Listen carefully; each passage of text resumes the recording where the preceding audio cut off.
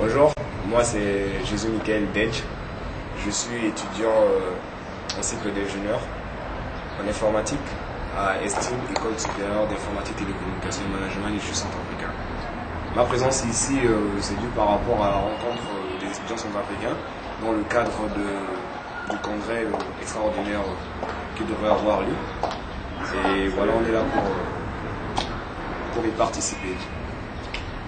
Oui, c'est une très bonne initiative. Pourquoi? Parce que le travail que le bureau sortant vient d'effectuer, premièrement, on essaie de voir qu'ils n'ont pas pu finir le travail parce que le travail est vaste et ça sera une chose très bonne de continuer la suite de leurs œuvres.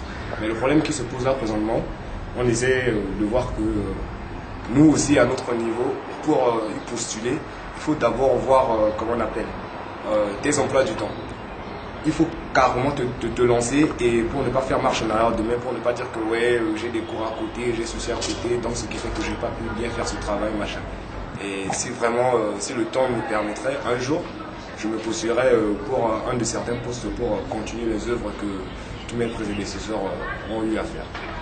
Oui, des difficultés là, on ne peut pas en compter, mais il y a un adage qui dit même les oiseaux du ciel qui n'ont pas, comment on appelle, qui n'ont pas de grenier ni de magasin, mais Dieu le pouvoir toujours quelque chose pour eux.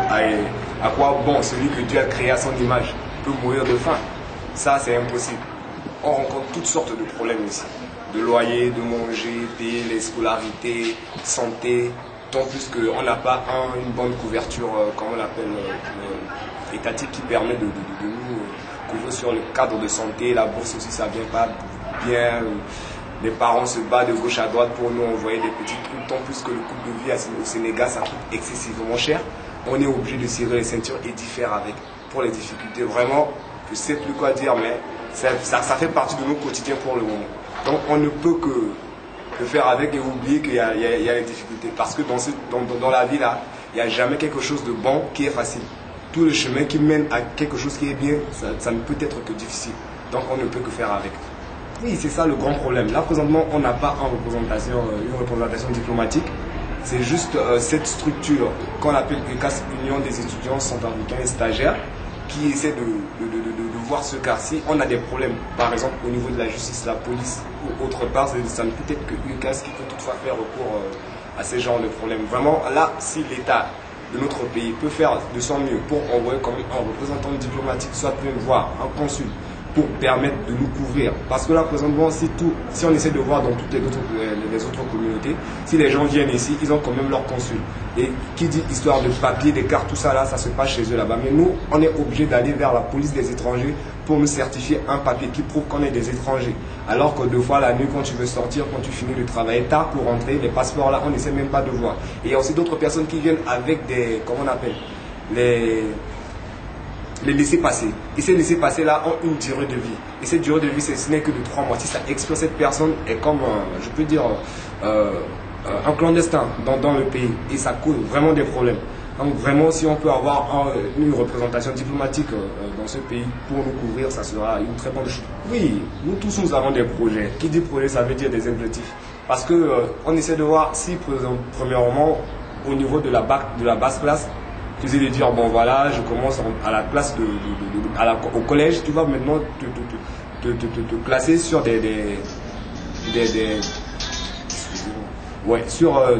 canaux qui te permettra de te situer d'ici demain. C'est-à-dire, par exemple, comment on appelle, je veux être ingénieur en tel. Et maintenant, si Dieu merci, nous sommes à ce niveau, c'est déjà un niveau qui nous permet déjà de savoir où on va. Et où on va, c'est ça qui va maintenant spécifier ce que nous voulons faire comme projet. Il y a plein de projets, surtout premièrement, comme nous sommes des étrangers et notre pays a besoin de nous. Ce qu'on peut faire, c'est pour développer notre pays. Si par exemple, on finit nos études, on est là, mais on ne veut pas rentrer, mais qui va développer le pays? Si nous, jeunes Africains aujourd'hui, on dit que voilà, tout le monde veut seulement aller en Europe pour aller travailler là-bas, mais qui va développer l'Afrique? Nous sommes les futurs développeurs de cette Afrique. Donc vraiment pour les projets, on en a plein. On en plein. Mais la seule chose qui cause problème, vous-même vous savez, c'est le problème pécuniaire. S'il y a l'argent, avec ce qu'on en a en tête, on peut toutefois faire quelque chose. Et si aussi, bon, j'en profite pour dire, si ils peuvent avoir des ONG ou bien comment on appelle encore, des ONG ou bien des organismes qui peuvent toutefois nous donner des coups de main pour nous aider avec les projets qu'on a en tête pour développer des secteurs bien précis, ça serait une très bonne chose. Parce que nous, comme ça, finir, tu n'as pas d'argent, tu n'as rien, tu n'as pas de ressources, tu ne peux même pas développer ce que tu en as en tête. Ça, c'est un grand problème. Et si on essaie de se mettre dessus pour expliquer, je pense qu'on va passer peut-être la nuit ici, ou bien on ne trouvera même pas une solution vraiment concrète à ce problème. C'est vraiment malheureux que quelqu'un qui est venu premièrement, par exemple, prenons des cas bien spécifiques avec les bourses de l'État, et à la fin de ses études, l'État est censé à lui payer les billets de retour. Mais cette personne, leurs parents, ils savent qu'ils ont déjà fini. Ils ne peuvent pas les envoyer de l'argent. Mais pensons un peu, comment ils font pour vivre ici? Comment ils font pour dormir? Comment ils font pour manger? Ça, c'est un grand problème. C'est un grand problème que moi-même, je ne saurais comment donner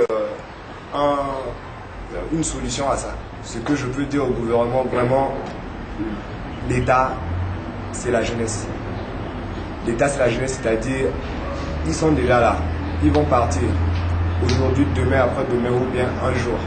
Mais ceux qui peuvent prendre les relèves, ça ne peut être que nous, les jeunes. Alors, il faut vraiment promouvoir la jeunesse dans le cadre de l'éducation, de les mettre dans des bonnes conditions afin qu'ils puissent avoir une idée claire sur ce qu'ils doivent faire.